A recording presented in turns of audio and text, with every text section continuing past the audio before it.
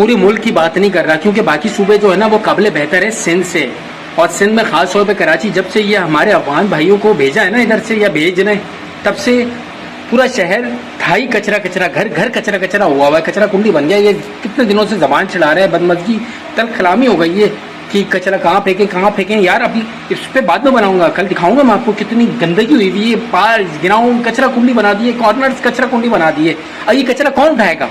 ये बिलावल साहब उठाएंगे, या जरदारी साहब उठाएंगे, या मेयर साहब मुर्तजा वहाब साहब वो उठाएंगे क्या इसको? या ये अभी जो दस्तगीर फेडरल एरिया ब्लॉक 15 से बात कर रहा हूँ, उधर जमात इस्लामी की बल्दियाती हुकूमत है, वो उठाएंगे? नहीं यार, वो नहीं उठाएगी। जिनका काम है ये वो उठाएंगे, मतलब भंगी उठाएंगे। और भंगी के लिए हम लोग बिल पे जो है ना, हम लोग हर महीने बिल पे पैसे देते हैं कचरा उठाने के, लेकिन कचरा नहीं उठा घरों से। कितने दिनों से पड़ा हुआ है, कैंप पर पड़ा है, मैं दिखा नहीं सकता, घर घर बदबू आ हुआ है। और बाहर तो छोड़ो, बाहर की वीडियो दिखाऊंगा मैं आपको। पार्क, ग्राउंड के नुक्कड़, जहाँ जिसको मौका मिल रहा है वहाँ कचरा कुंडी उसने बना दी है।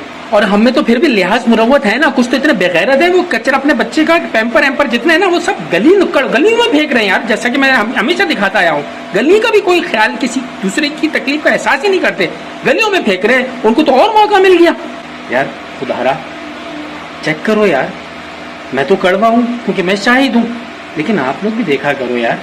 आप लोगों का काम ऑर्डर देना है, कम से कम वो तो दे सकते हो यार।